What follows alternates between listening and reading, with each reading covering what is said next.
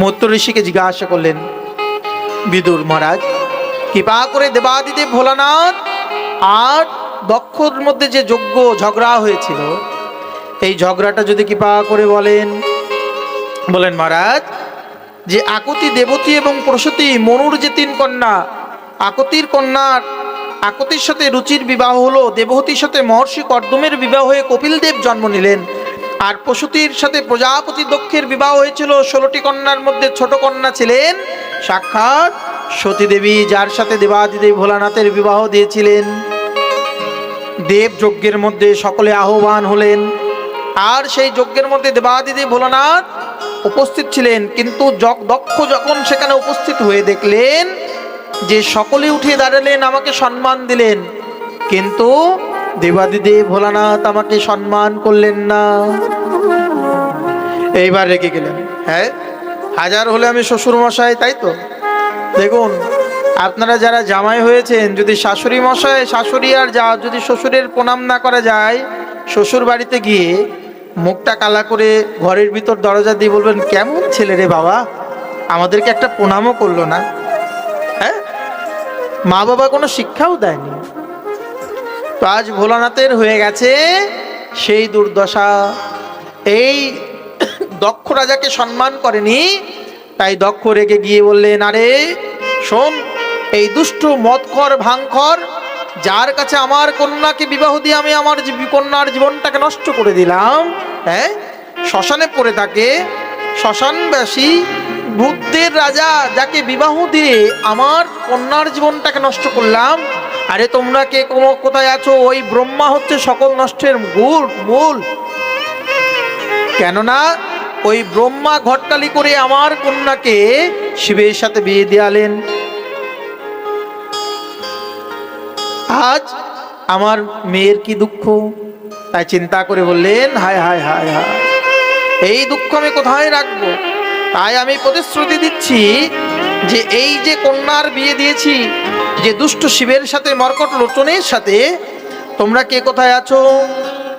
আমি তোমাদের সম্মুখে বলছি, এই যে ভোলানাথ, এই ভোলানাথকে আজ থেকে এই দেবযজ্ঞের ভাগ আর দেওয়া হবে না। কেননা ভোলানাথ তিনি ভূত প্রেত নিয়ে চলে থাকেন, আর আজ থেকে আমার এই অসম্মান করার জন্য আজ থেকে দেবযজ্ঞের কোনো ভাগ দেবাদিদেব ভোলানাথ পাবেন না। কিন্তু দেবাদিদেব ভোলানাথ তিনি কিছুই বললেন না, চুপচাপ চলে আসলেন। কেন? এই হচ্ছে উত্তমের লক্ষণ, সাধকের লক্ষণ। শত অপমান সহ্য করেও তিনি কিছু বললেন না। দেবাদিদেব আজ ব্রহ্মা কি করলেন? যে দক্ষকে পুনরায় প্রজাপতি পদ প্রদান করলেন। আচ্ছা, যখন ব্রহ্মা দেবাদিদেব শিবকে যখন অভিসম্পাত করলেন, তখন কি করলেন? যে সেই আসরে শিবের যারা অনুচর, নন্দীভিঙ্গি, সকলেই কি করলেন? যে দেবাদিদেব ভোলানাথকে অভিসম্পাত করার জন্য দক্ষকে অভিসম্পাত করলেন। আরে দুষ্ট, যে ভগবান বৈষ্ণব, শিব হচ্ছে শিবতত্ত্ব, হচ্ছে জীবতত্ত্ব, জীবতত্ত্ব হচ্ছে শিবতত্ত্ব। শিব নাম উচ্চারণ করলে জীবের মুক্তি লাভ হয়ে থাকে। এহেন বৈষ্ণব নাম যথাসম্মুখে তুমি যে অভিসম্পাত করলে, আমি তোমায় অভিসম্পাত করছি, যাও তোমার মাথা ছাগলের মাথা হয়ে যায়, আর তুমি কামুক হয়ে যাও। ভৃগুমুনি সেখানে কি করলেন? যে দক্ষকে অভিসম্পাত করতে দেখে সেখানে ভৃগুমুনি পুনরায় আবার শিবের অনুচরদেরকে অভিসম্পাত করলেন, যাও, যারা শিবের ভক্ত হবে এরা হবে ভক্তিহীন, এরা হবে অসৎ আচারী, এরা শ্মশানে যেখানে সেখানে পড়ে থাকবে, ছাই ভস্ম মেখে থাকবে, এরা বিশুদ্ধ ভক্তি থেকে বঞ্চিত হবে।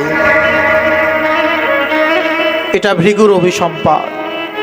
আর এই অভিসম্পাদের জন্য কি হলো? শিব তার অনুচরদেরকে নিয়ে, শিব চাইলে সেখানে প্রতিবাদ করতে পারতেন, কিন্তু শিব কোনো প্রতিবাদ করলেন না, চুপচাপ সহন করে চলে গেলেন। আর গিয়ে কৈলাসে গিয়ে এই কথা পার্বতীকে কোনোদিন বলেননি যে তোমার পিতা আমার সাথে এই দুর্ব্যবহার করেছে। প্রজাপতি পদ পাওয়ার পর যখন বৃহস্পতি নামে যজ্ঞ করলেন, আর সেই যজ্ঞের মধ্যে সকলকেই নিমন্ত্রণ করলেন, কিন্তু দেবাদিদেব ভোলানাথ যিনি বৈষ্ণবনম যথাশম্ভু, সেই বৈষ্ণবকেই নিমন্ত্রণ করলেন না।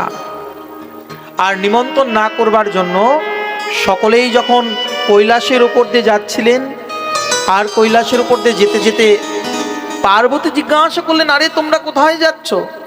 এখন দেখুন, এক রমণী আরেক রমণীর প্রতি হিংসা থাকে, দেবীদের মধ্যেও হিংসা ছিল। আমি দেখতে সুন্দরী পার্বতী, আবার দেখা যাচ্ছে অন্যান্য দেবীদের মধ্যেও ছিল। কেন? তারা সকামী, হিংসা থাকা তাদের স্বাভাবিক। যদি হিংসা না থাকে তাহলে অসুরদের সাথে যুদ্ধ কেন করতে যাবে? তাই কে করলেন যে দেবীগণ বলেন, কেন তোমার বাপের বাড়ির উৎসব তুমি কি জানো না? একটু ঠুস মেরেই কথা বললেন। দেবী পার্বতীর মনের মধ্যে লেগে গেলেন, আমার বাপের বাড়ির উৎসব আমি জানি না, সে কি করে হয়? বাবার বাড়ির, দক্ষের বাড়ির উৎসবের কথা শুনে আজ দেবীর মনের মধ্যে চিত্ত ব্যাকুল হয়ে গেল। বাপের বাড়ির উৎসব আর যদি যেতে না পারা যায়, হ্যাঁ, যদি শ্বশুর বাড়ির থেকে সারা জীবন যদি কাজ করছি আর বাপের বাড়ির উৎসবে যদি বউকে যেতে না দেওয়া যায়, তাহলে কিন্তু কপালে কিন্তু দুর্ভোগ আছে। সকাল থেকে দেখবেন কখন খবরদার, বছরে একবার দুবার হলেও যেতে দেবেন। খালি হাঁড়ি বাসন মাজাবেন না। যদি হাঁড়ি বাসনে যদি মাজান, তাহলে কিন্তু পরের দিন কিন্তু পোড়া ভাত কপালে জুটবে। প্রেমসে বলো, বলা যায় না, খড়গটাও উঠে যেতে পারে। এই জন্য সাধু সাবধান, একদম ভেবে চিনতে। এবার দেবী চিন্তা করলেন, হে দেব, আপনার সাক্ষাৎ শ্বশুর মশাইয়ের বাড়িতে উৎসব, কতদিন পিতার ঘরে যায় না, আমার মনটা ব্যাকুল হয়ে গেছে, মায়ের সাথে দেখা করি না। আপনি যদি অনুমতি দেন তাহলে আমি একবার পিতার সাথে যেতে চাই, আপনিও চলুন। বলেন, হে দেবী, আমি তোমাকে বলেছিলাম না যে তোমার পিতা সেই যজ্ঞের মধ্যে আমাকে অপমানিত করেছিল, আর অপমানিত করবার পর আমাকে সেখান থেকে বিতাড়িত করেছিল? আমি সেই কথা তোমাকে বলিনি। কেন জানো? তুমি যাতে কষ্ট না পাও। শোনো দেবী, কোথাও যদি নিমন্ত্রণ না হয় আর বিনা নিমন্ত্রণে গিয়ে সেখানে যদি কেউ অপমানিত হয়, সেই অপমানিত মৃত্যু সমতুল্য হয়ে থাকে। তাই আমি তোমাকে হা না কিছুই বলতে পারবো না। তোমার যদি মন চায়, যেটা ভালো লাগে তুমি তাই করো। দেবী এবার মনে মনে চিন্তা করলেন যে এহেন গর্হিত কর্ম, হ্যাঁ, বাপের বাড়ি যেতে পারবো না। তিনি ফুপিয়ে ফুপিয়ে কাঁদতে লাগলেন। এবার কাঁদতে কাঁদতে দেবী এত বড় শক্ত হয়ে গেলেন, কপালের ত্রিনেত্র যেন বের হয়ে গেছে দেবীর। এইবার শিবের দিকে এমন করে তাকিয়েছেন, দেবাদিদেব ভোলানাথ চিন্তা করছেন এখন আমার চোখ বন্ধ করে থাকাটাই ঠিক। কেননা আমি যদি, যখন দেবী একবার ঘরের বাইরে যাই আর কৈলাসের ভিতরে আসে, যখন বাইরে যাই ভোলানাথ উকি দিয়ে দেখে কোথায় গেল কোথায় গেল, আর যখন দেবী আবার শিবের টানে চলে আসে, এবার চিন্তা করছে, দেবী যখন এসে গেছে আবার চোখ বন্ধ করে ভোলানাথ চিন্তা করছে, হরে কৃষ্ণ হরে কৃষ্ণ কৃষ্ণ কৃষ্ণ হরে হরে। শুনুন, আপনাদের দেবীরা যদি কখনো রাগ করে, কখনো উত্তেজিত হবেন না। দেবীরা যদি একবার রেগে যায়, ঘরের দেবী, তাহলে কিন্তু কপালে কষ্ট আছে। পরের দিন থেকে খাওয়া বন্ধ, কাপড় কাচাও বন্ধ। প্রেমসে বলো। তাই কি করলেন যে দেবী যখন রেগে গেলেন, চিন্তা করলেন, তোমার ভূতদের খাবার দিতে দিতে আমার জীবনটা একদম কালো হয়ে গেলাম।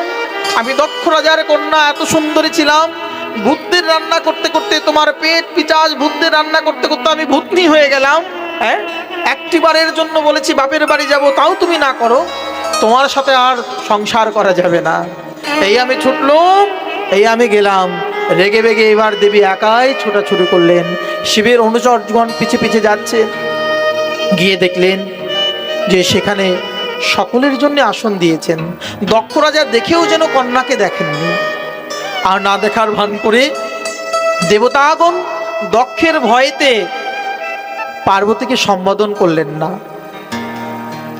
মাতা প্রসূতি এসে গেলেন, বোন সকলে এসে গেলেন, কিন্তু দেবাদিদেব শিবকে অপমান করবার জন্য দেবী রেগে গেলেন।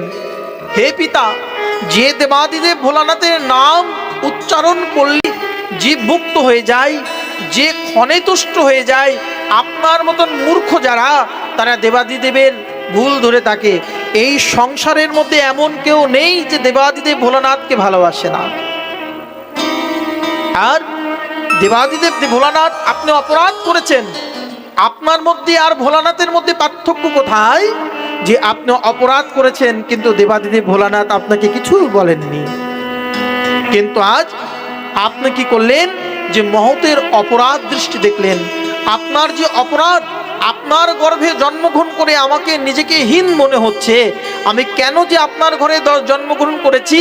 দুদিন পরে যখন আমাকে ভোলানাথ দাক্ষায়ণী বলে ডাকবে, আমি দক্ষের পুত্র দাক্ষায়ণী, এই নাম আমি সহ্য করতে পারবো না। ভোলানাথের অপমান আমি কোনো মতেই সহ্য করতে পারবো না। পতির অপমান কোনো পত্নী সহ্য করতে পারে না। পতি যদি হাজার ভুল করে, কিন্তু দেখবেন পতি তারপরও পত্নী মেনে নেয়।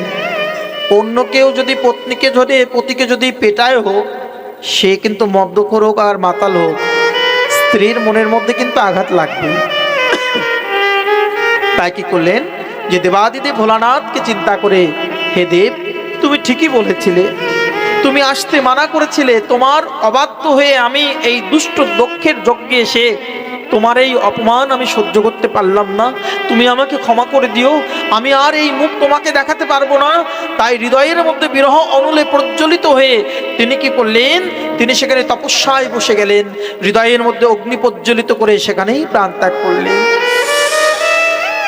দেবর্ষিপাদ নারদ গিয়ে সতীদেবী অগ্নিতে প্রবেশ করাতে সকলে হাহাকার করতে লাগলেন। এ কি অনর্থ হয়ে গেল, এ কি অনর্থ হয়ে গেল! দেবাদিদেব ভোলানাথকে কি করে শান্ত করা যায়?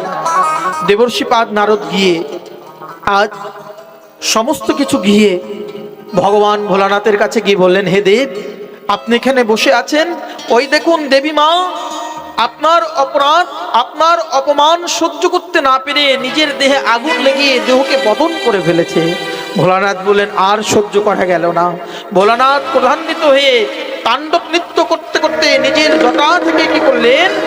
সেই রুদ্র রূপে বীরভদ্রকে প্রকট করলেন। আর বীরভদ্রকে প্রকট করে বলেন, যাও ওই দুষ্ট যজ্ঞের দক্ষের যজ্ঞকে নিধন করো, যজ্ঞকে হত্যা করো। বীরভদ্র কি করলেন? সমস্ত অনুচরদেরকে সাথে করে নিয়ে দক্ষের যজ্ঞে প্রবেশ করলেন। দক্ষর চতুর্দিক ঘিরে ফেললেন। আর ঘিরে গিয়ে ওই যে ভৃগুমুনি অপমান করেছিলেন, তাই ভৃগুমুনির গোপ টেনে ছেড়ে দিলেন, পুষ্যা দেবতার দন্ত ভেঙে দিলেন, দেব দেবতাদেরকে তিনি পরাস্ত করতে লাগলেন। আর কি করলেন? যে পরাস্ত করে সাক্ষাৎ ওই দক্ষের বক্ষের পর চলে কাশ্য গাছের বৃক্ষের নিচে ফেলে তাকে যখন বৃদ্ধ করতে লাগলেন তরোয়াল দ্বারা, কিন্তু দক্ষ যখন নিধন হলেন না, কি করলেন? দক্ষের মস্তকটা টেনে ছিঁড়ে যজ্ঞের মধ্যে ফেলে দিলেন। সকলে হাহাকার করতে লাগলেন। কন্যা পুত্র দুজনেই নিধন হয়ে গেলেন। একই অনর্থ হয়ে গেল। দেবীর এই শরীরকে ক্রোধান্বিত হয়ে দেবাদিদেব ভোলানাথ কান্ধে নিয়ে তিনি তাণ্ডব নৃত্য করতে লাগলেন। চতুর্দিকে যেন আজ পৃথিবী ভূমণ্ডল কম্পিত হতে লাগলো, বিশ্ব ব্রহ্মাণ্ড। ধ্বংস যেন নেমে এসেছেন। সকল দেবতাগণ গিয়ে ব্রহ্মার কাছে গিয়ে বললেন, প্রভু আপনি ছাড়া আর উপায় নেই। ব্রহ্মা সকলকে নিয়ে আজ কি করলেন? যে দেবাদিদেব ভোলানাথের কাছে গেলেন। ভোলানাথ তাণ্ডব নৃত্য করছেন বিষ্ণুর কাছে। যাতে ভোলানাথ বিষ্ণুর কাছে গেলে কি করলেন? বিষ্ণু দেবতা চক্র দিয়ে সেই দেবীর দেহকে 51 খণ্ড করলেন। আর ওই 51 খণ্ড কি হলো? খণ্ডিত খণ্ডিত হয়ে আমাদের এই ভারত ভূমিতে যে সকল জায়গায় পড়েছে সেটি হচ্ছে 51 পীঠ। তারপর কি হলো? ভগবান প্রসন্ন হলো দেবাদেবী ভোলানাথ, হে দেব তুমি শান্ত হও। তুমি যদি উগ্র হও, তুমি না জীব সেবা করেছো, তুমি যদি শিব হয়ে এহেন আচরণ করো, তাহলে সৃষ্টি কি করে থাকবে? তুমি না সৃষ্টির দেবতা, তাই কি করলেন? বলে কি করলে? এই অপরাধী দক্ষের অপমান যে তোমায় করেছে তার জন্য তার যে শাস্তি পেয়েছে, কিন্তু দক্ষকে কি করে জীবিত করা যায় তুমি বলো? বললেন দক্ষের মস্তকের মধ্যে ছাগলের মস্তক লাগিয়ে দাও। আর পুষ্য দেবতাগণ অন্যান্য দেবতার মুক্তি পাবেন, আর ভৃগু দেবতার ওই যে গোপ টেনে ছেড়ে দিয়েছিলেন নন্দী ভিঙ্গি আদি, তাই কি করলেন যে ওই গোপটা কেমন হবে? ছাগলের গোপ হয়ে যাবে। এই কথা বলাতে কি হলো যে সাক্ষাৎ ভগবান কাছে দক্ষ গিয়ে আবার পুনরায় যজ্ঞ করলেন। ভগবান শ্রীহরি সেখানে প্রকট হলেন। ভগবান ভোলানাথ সন্তুষ্ট হলেন। এইবার গিয়ে ভগবান ভোলানাথের কাছে গিয়ে ক্ষমা ভিক্ষা চেয়ে বলেন, হে দেব, আমি তোমার সাথে যে অপরাধ করেছি, তোমার কাছে তোমাকে অপমান করে যে অপরাধ করেছি, এই অপরাধের ক্ষমা আমার কোনোদিন হবে না। তাই তুমি কৃপা করে আমাকে চাইলে শাস্তি দিতে পারতে, কিন্তু তুমি আমাকে শাস্তি না দিয়ে বরঞ্চ আমাকে তুমি পুনরায় জীবন দান করলে। তাই তোমার চরণে আমার বারবার কোটি কোটি বিনম্র নিবেদন। এরপর বললেন, সাক্ষাৎ সতীদেবী যখন দেহত্যাগ করলেন, পুনরায় সতীদেবী কি হলো যে হিমালয়ের কন্যা রূপে মেনকার গর্ভে আবার তিনি জন্মগ্রহণ করলেন।